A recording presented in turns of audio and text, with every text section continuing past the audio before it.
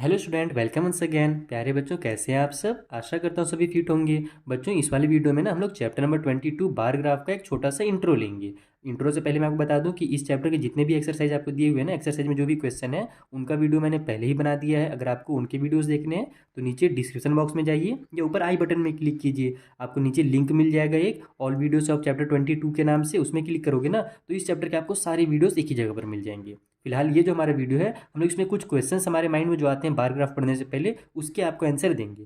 पहला जैसे question, basic question है कि भैया ये बार ग्राफ होता क्या है, इसको हम लोग क्यों पढ़ते हैं। तो देखो, बार ग्राफ जो है ना वो डाटा हैंडलिंग का ही एक टर्म है। जैसे हम लोग किसी भी कोई भी अपने को नंबर दिया हुआ है तो उसको अरेंज करके अच्छे से जो लिखा जाता है ना, उसको ही बार ग्राफ कहते हैं, यानी डाटा हैंडलिंग कहते हैं। और डाटा हैंडलिंग के अंदर कई तरीके से आप करते हो। जैसे आपने क्लास 6 में क्या किया था, पिक्टोग्राफ पढ़ा था। उसके अलावा वहाँ पर आपने पिक्टोग्राफ के अलावा और कुछ पढ़ा था कि नहीं? क्लास 6 में एक सिंपल पिक्टोग्राफी था। इस वाले से हमारा जो क्लास 7 है, इसमें आप बार ग्राफ के बारे में पढ़ रहे हो। फिर आगे जब आप क्लास 8 में पहुंचोगे तो वहाँ पर आप पाई चार्ट के बारे में पढ़ोगे और लाइन ग्राफ के बारे में पढ़ोगे। तो इस तरीके से हम लोग जब डाटा को अच्छे से लिखते हैं, ठीक है, अरेंज करके लिखते हैं, तो उसको ही डाटा हैंडलिंग कहा जाता है। और डाटा हैंडलिंग के अंदर ही एक पार्ट होता है बार ग्राफ। ठीक है।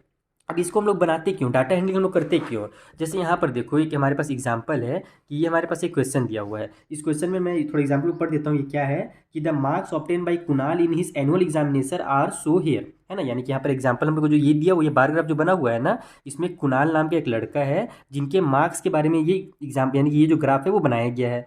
तो इससे बनाने से फ़ायदा क्या है पता है? कि अगर आपको कभी कुणाल का देखना रहे कि कुणाल ने कितना सबसे ज़्यादा मार्क्स किसमें अचीव किया, तो एक तो आप नंबर देख करके भी कर सकते हो, नंबर को ऐसे मिला करके आप करोगे। लेकिन आपको एकदम तुरंत इसको देखोगे ना तो आपको तुरंत समझ में आ जाएगा कि अरे सबसे ज़्यादा तो ये वाला सबसे बड़ा ग्राफ दिख रहा है, इसका मतलब सबसे ज़्यादा उन्होंने मैथमेटिक्स में नंबर लाया था। इसका मतलब पक्का वो हमारे ही वीडियो से देख करके पढ़ रहे होंगे, कॉन्सेप्ट क्लियर होगा, इसलिए उन्होंने मैथ में बहुत अच्छा नंबर लाया है। उसके अलावा सबसे कम किस में लाया, तो अरे भैया ये तो सबसे छोटा दिख रहा है, ये वाला सबसे छोटा बिल्डिंग है, इसका मतलब उन्होंने सोशल स्टडीज़ में सबसे कम नंबर्स लाए हैं। फिर कितने लाए हैं अगर ये भी जानना है तो ऐसे आप इसके बगल में जाओगे ना तो यहाँ पर आपको 58 के आसपास ये रुकेगा। इसका मतलब ये 58 नंबर्स लाए हैं उन्होंने सोशल स्टडी में। तो इस तरीके से अपन बार ग्राफ ड्रॉ करते हैं, यानी किसी भी डाटा को अच्छे से अरेंज करके लिखना ही डाटा हैंडलिंग कहलाता है। और उसके अंदर का ही एक पार्ट जो है वो बार ग्राफ है। अब आइए हम लोग कॉपी में चलते हैं और ये देखते हैं कि बार ग्राफ को ड्रॉ कैसे किया जाता है। इसका जो बेसिक तरीका है, क्या एक ही तरीके से सभी लोग ड्रॉ करते हैं या कुछ अलग अलग मेथड कर सकते हैं अप्लाई, या आपके टीचर जो स्केल बता दें वही स्केल आपको लेना है क्या? ऐसा कुछ भी नहीं है। आइए मैं आपको इसको कॉपी में एकदम डिटेल में इसे कॉन्सेप्ट समझाता हूँ। तो देखो, बार ग्राफ को ड्रॉ करने के लिए जैसे कि चैप्टर में नाम ही दिया हुआ है ग्राफ, तो आपको एक ग्राफ पेपर की जरूरत पड़ेगी। अगर आपके पास ग्राफ पेपर है तो बहुत अच्छे से आपका ग्राफ ड्रॉ होगा। अगर ग्राफ पेपर नहीं है ना तो कई बार थोड़ा सा आगे पीछे हो जाता है, छोटा बड़ा हो जाता है, इसमें टीचर मार्क्स को कट कर देते हैं। तो आप ग्राफ पेपर ले सकते हो, ज़्यादा महंगा नहीं आता है। मैक्सिमम अगर आप एक एक पेज करके लोगे ना तो 2 रुपये का आपको एक पेज मिल जाएगा। बाकी अगर आप इस तरीके से कॉपी ही ले लेते हो इसका तो ये आपको और ज़्यादा सस्ता पड़ेगा। कॉपी ही ले लेना, आगे चल करके आपके बहुत सारे भी काम आएंगे, क्योंकि क्लास 8 में भी आपको ग्राफ बनाना है, 9 में भी ग्राफ बनाना है, तो उस तरीके से आपका काम आएगा ही। कॉपी ले लो आप, ठीक है। तो ग्राफ पेपर में क्या करना है आपको, सबसे पहले 2 लाइन होते हैं। एक होता है हमारा एक्स एक्सिस, देखो इस तरीके का जो लाइन होता है ना इसको अपन एक्स एक्सिस बोलते हैं। उसी तरीके से एक लाइन इधर से जाता है, इसको वाई एक्सिस बोला जाता है। इस तरीके से आपके 2 लाइन होते हैं। ये होता है हमारा एक्स, इसको बोला जाता है एक्स डैश। ये होता है हमारे ऊपर में वाई और नीचे होता है हमारे पास वाई डैश। जैसे देखो, ये मैंने क्लास 9 के जब बच्चों को पढ़ा रहा था उस टाइम ये मैंने ड्रॉ किया था। आपको ना ये एक्स डैश और ये वाई डैश की भी जरूरत नहीं है। क्यों जरूरत नहीं है? क्योंकि ये जो होते हैं ये माइनस के वैल्यूज़ होते हैं। आपको जितना भी आपके क्लास 7 में आप पढ़ोगे ना, आपको प्लस वाले नंबर का ही जरूरत पड़ेगा। इसलिए आप देखना कि इधर वाला चीज़ आपके बुक में कहीं पे आपको दिखेगा ही नहीं ऐसा बनाया हुआ। आपको केवल ऐसे दिखेगा, आधा बना हुआ, एक ऊपर लाइन दिखेगा और एक राइट साइड में लाइन दिखेगा।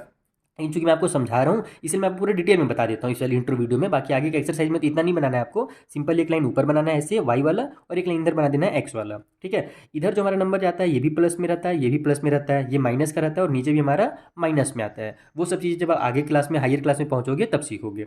अब जैसे कि हम लोग कुछ एग्जाम्पल लेते हैं, मान लो हम लोग सचिन तेंदुलकर से लेते हैं, मेरे फेवरेट क्रिकेटर हैं। तो सचिन मान लो उन्होंने स्कोर किया कितना, पहला वाले मैच में, जब पहला मैच चला इंडिया का ऑस्ट्रेलिया के खिलाफ, तो फर्स्ट मैच में मान लो उन्होंने 50 रन स्कोर किया, ठीक है। सेकेंड जो मैच हुआ उसमें उन्होंने 70 स्कोर कर दिया। थर्ड वाला मैच हुआ तो थर्ड में वो ज़्यादा नहीं चल पाए, मान लो 30 रन स्कोर किया उन्होंने। तो 3 मैच का ये जो स्कोर है, हमसे क्वेश्चन में बोला जा रहा है कि इसको आप बार ग्राफ में रिप्रेजेंट कीजिए। तो सबसे पहले ध्यान रखना कि जो चीज़ वेरी कर रहा है, देखो जो कंटिन्यूअस चल रहा है ना लाइन से, जो इसको क्या करना है आपको एक्स एक्सिस में रखना है, जो कंटिन्यूअस चल रहा है। जैसे यहाँ पर अगर डे रहता है मंडे ट्यूसडे सैटरडे, तो उसको हम लोग नीचे रखते हैं। जो चीज़ वेरी कर रहा है यानी चेंज हो रहा है उसको आपको किधर लिखना है, इधर लिखना है, ठीक है। तो ये कंटिन्यूअस चल रहा है 1 2 3, उसी तरीके से आगे चौथा मैच होता है तो 4 5 6 इस तरीके से लिखा था। तो हम लोग इसको नीचे में यहाँ पर लिखेंगे 1, ये हमारा पहला मैच के लिए बना देंगे यहाँ पर हम लोग, ठीक है।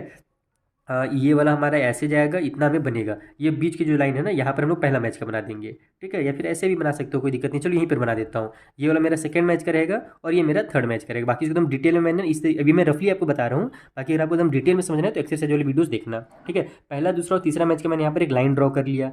अब क्या है कि जो स्कोर है वो 50, 70 और 30 है, तो क्या मैं यहाँ पर 50, 70 और 30 लिख दूँ क्या? नहीं। आपको क्या करना है कि ये जो एक एक बॉक्स बना हुआ है ना, जैसे कि मान लो यहाँ पर से मैंने इसको ना थोड़ा सा गलत बना दिया, पता है क्यों? क्योंकि ये जो लाइन जो ड्रॉ होता है ना, ये एकदम ये वाली जो मोटी वाली लाइन है ना, इसमें ड्रॉ होता है। तो इसको रुको मैं थोड़ा सा इरेज करके ना इसको एकदम अच्छे से एडजस्ट कर लूँ ताकि आपको क्लियरली समझ में आए। तो देखो, इसको मैंने अरेंज कर दिया अच्छे से। यहाँ पर जो मेरी मोटी वाली लाइन थी उसमें मैंने कर दिया। इससे होगा क्या कि अब मेरे पास एक एक बॉक्स बना हुआ दिखेगा आपको। यहाँ से यहाँ तक एक बॉक्स दिख रहा है बड़ा सा, जिसमें चार छोटे छोटे बॉक्स दिख रहे हैं। उस तरीके से ये बड़ा सा एक बॉक्स है, ये बड़ा सा बॉक्स है। तो अब क्या करेंगे हम लोग, स्केल लेंगे। स्केल क्या होता है कि ये जो हमारे पास नंबर दिए हुए हैं ना, 50, 70, 30, अब डायरेक्ट तो उसको अपन कहीं पे लिख नहीं सकते। या तो मैं यहाँ क्या करूँगा, 10 से स्टार्ट करूँगा। देखो, ये जो बीच वाला पॉइंट होता है ना, ये जीरो होता है, ये ओरिजिन कहा जाता है इसको। आगे आप डिटेल में पढ़ोगे, ये जीरो होता है इसकी वैल्यू। इसके बाद पहला जो लाइन रहेगा, इसमें आप अपने मन से लिख सकते हो सकता है इस क्वेश्चन को जैसे मैं बता रहा हूँ तो मैं यहाँ पर इसका स्केल मैं 20 करके लिखूँ। जैसे देखो, मैं यहाँ पर मान लो ये वाला जो पहला लाइन है इसको मैं 20 मान लेता हूँ।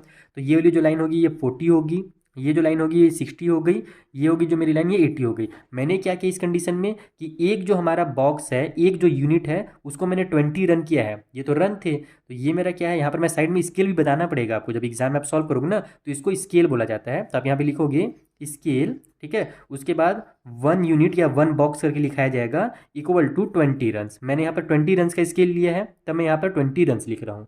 हो सकता है आप 10 रन का स्केल लो, अभी मैं उसको भी आपको समझाऊंगा, चिंता मत करो। जैसे मैं अभी 20 लिया हूँ ना, वैसे 10 का भी समझा दूंगा। तो 20 रन का पहला बॉक्स है। हमको क्या करना है कि उन्होंने पहले मैच में कितना स्कोर किया था, 50 रन स्कोर किया था। तो फर्स्ट मैच में 50 कहाँ पर आएगा, 40 और 60 के बीचों बीच में आएगा। यहाँ पर 50 आएगा, 40, ये 60 है और ये 40 है। तो इसे हम जो मिड पॉइंट होगा यही इसका 50 वाला होगा, ये वाला पॉइंट। तो आपको यहाँ पर 50 लिखना नहीं है, केवल आपको क्या करना है कि फर्स्ट मैच वाले की सिधाई में, जैसे यहाँ पर हमने ये वाला लाइन को फर्स्ट मैच किया है ना, तो इसके सिधाई में आप ऊपर जाइए, इधर यहाँ पर एक पॉइंट बना दीजिए, ऐसे पॉइंट बनाइए, ऐसे पॉइंट बनाइए, ऊपर एक लाइन बना दीजिए और इसको ऐसे बिल्डिंग की तरह इसको ड्रॉ कर दीजिए। तो हमको क्लियरली यहाँ से समझ में आ जाएगा कि पहला जो मैच हुआ उसमें उन्होंने 60 और 40 के बीच में स्कोर किया है एकदम, यानी कि उन्होंने 50 रन स्कोर किया है।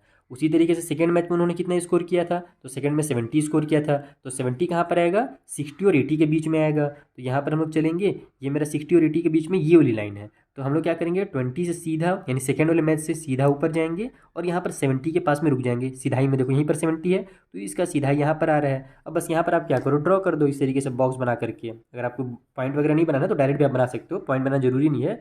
वो बस मैंने आपको एकदम सिंपल बताया था कि वैसे आप ड्रॉ कर सकते हो। तो ये सेकंड मैच में उनको दिख रहा है कि उन्होंने 70 स्कोर किया था। उस तरीके से थर्ड मैच में मान लो उन्होंने 30 नहीं किया था, 40 किया था, क्योंकि बीच वाला तो आप समझ गए। अब मान लो डायरेक्ट डायरेक्ट आ जा रहा है, 40 आ जा रहा है, तब क्या करोगे, डायरेक्ट कर दोगे, कोई दिक्कत नहीं है। जब 40 कहाँ पर आएगा, मेरे इसके सिधाई में आएगा। तो ये मेरा थर्ड मैच वाला है, ठीक है। थर्ड मैच को थोड़ा सा ये लेफ्ट में आ गया, इधर थोड़ा सा कर देता हूँ, यहाँ पर मेरा थर्ड मैच का आएगा, तो इसके सिधाई में 40 रन इधर आएगा मेरा, ठीक है। तो ये ऐसे यहाँ पर बिल्डिंग बन जाएगा 40 रन वाला। इसको आप स्केल से ड्रॉ करना अच्छे से, बस ये मैं आपको रफली समझा रहा हूँ यहाँ पर।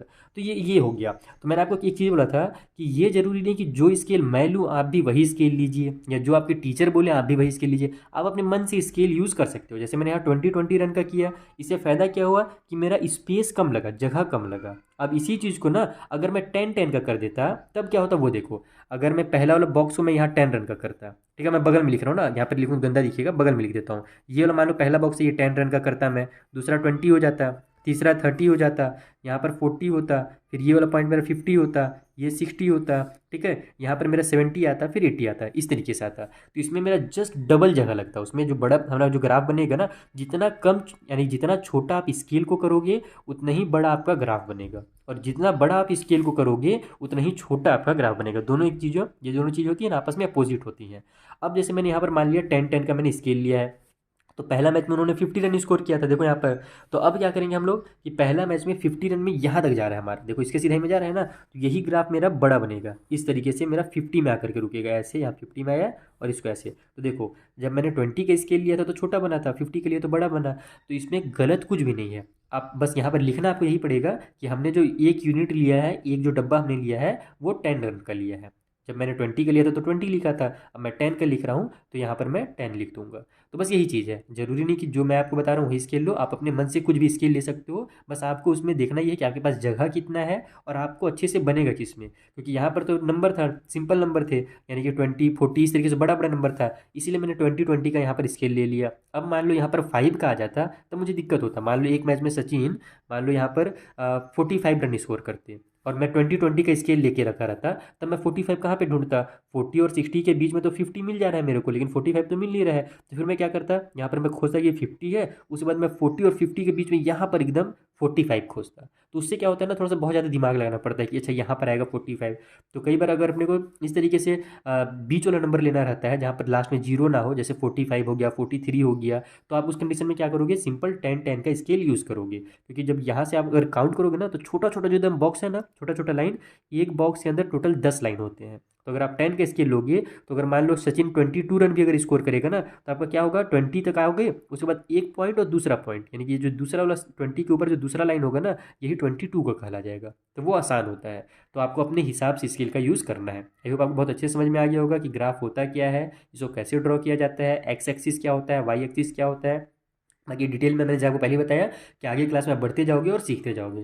और एक्सरसाइज भी आप जब सॉल्व करोगे ना, तो इसका प्रैक्टिस करते जाना, आपसे ये बनते चला जाएगा। शुरू में मुझे भी, जब मैं छोटा था ना, तो मुझे बार ग्राफ से बहुत डर लगता था, लेकिन जब मैं प्रैक्टिस किया बचपन में ही, तो मुझे बहुत अच्छे से समझ में आने लगा कि ये बार ग्राफ तो बहुत ज़्यादा ईजी है। तो आप भी प्रैक्टिस कीजिए, एक्सरसाइज वाली वीडियो देखिए, आपको भी ये ईजी लगने लगेगा। Thank you for watching.